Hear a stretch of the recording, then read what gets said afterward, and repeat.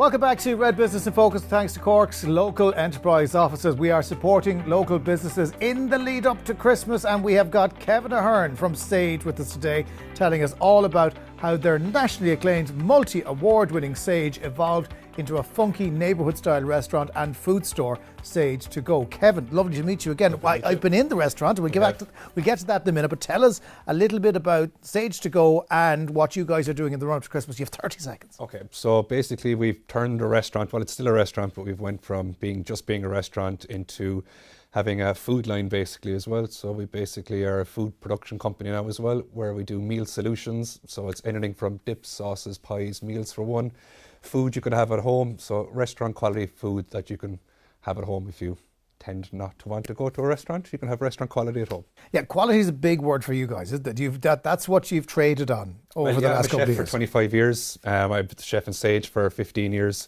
So I suppose the biggest thing for us is always about flavour. It has to taste good. It's flavour first, especially when you're having food at home. You want it to taste amazing. So that's predominantly how I would make my recipes. Focus on the flavour first and the quality ingredients, and then let the quality do the talking at the end. Let's talk about what we have in the pots here, because we have a mixture of stuff here. So tell us a little bit about what you have. So there's a big array of stuff. These are the condiments. This is part of the range. So there's 3 different parts of the range, and this is one part of the range. So basically these are like the dips and sauces, stir-ins, things you can have even coming up to Christmas time now and everything as well that you'd have around for party time and things. So you'd have anything from this is a chimichurri, so it can be used as a hot sauce or a marinade. This is our biggest seller here. This is what started it all off, is the buttermilk ranch.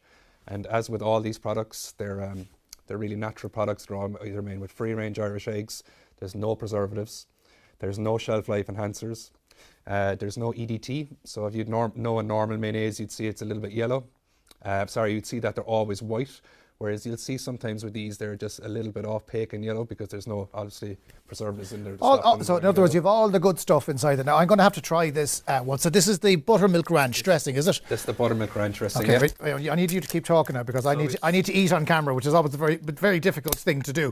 How well has this been received? I mean, are people coming from beyond Middleton to you? Yeah, so we started off just with the food store, and then we started supplying food stores in the area in Middleton and in Cork City. And then we got a few knocks on the doors then from Super Value. We started with Super Value. Then Dunn Stores came knocking. So we have a 2-year contract. 2-year contract now with Dunn Stores. So they're taking 8 of these under the Simply Better range, and they take 4 of our meal pots. Okay, stop talking. What's in this? Because this is amazing. So we make a mayonnaise with free-range Irish eggs and Irish rapeseed oil, and then we use West Cork sour cream, some fresh chives in there. There's actually a little bit of the hot sauce in there as well. And there is just a touch of vinegar. Yeah, that's it. I've now eaten that crew. That's coming home with me. Nobody else is getting any of that, right?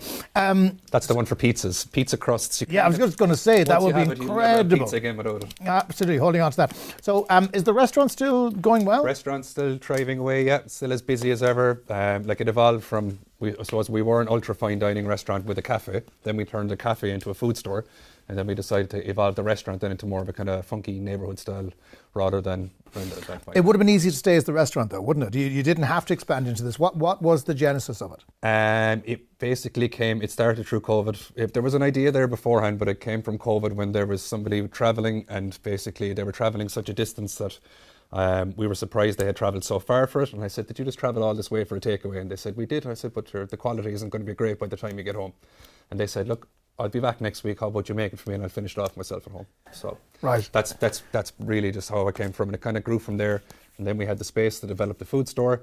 And then we had all these recipes, I suppose, a lot from being in the restaurant through the years. We knew what was popular and what would sell. It's funny though, because the support you're getting from the local enterprise office, it wouldn't apply necessarily if you're just a restaurant, but it makes sense that you get that extra business support because of what you're doing now. Yeah, we're just at the point now of expansion. So we're going into our new kitchen, our new production facility in the next couple of weeks. So we have a production facility in Middleton, and now we're going to have a second one offsite as well in the city. So that's going to give us the scope now to be able to bring it more to a national audience than we have been able to do. Big trick, and the support obviously from Leo has been fantastic. The big trick though is to maintain quality. I mean, the fear is that at some point it mightn't be as nice as what I've just tasted there. Quality control is definitely has to be the way.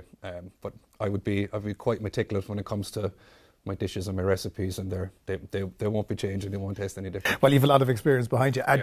Will there be much rest over Christmas with the restaurant? Are you flat out? No, always. Yeah, we do. I suppose we've kind of learned over the course of the years that it is important to have a bit of downtime at Christmas. You know, it's an important time for everybody at home, especially when you have kids. It's nice to close for a couple of days. So we will close for like a week, give everybody a bit of rest, staff and everybody else, and rejuvenate and regeneration. Come back. And back at it hard after that. It's a fabulous product. It really is. What's the website if people want to look it up? So it's sageproducts.ie. sageproducts.ie. Kevin Ahern, pleasure to meet you again. Thanks for coming in. That's it from this episode of Red Business in Focus. It is all about supporting local for Christmas. Over the next few weeks, we are highlighting some real gems in Cork to support this festive season. Join us next time.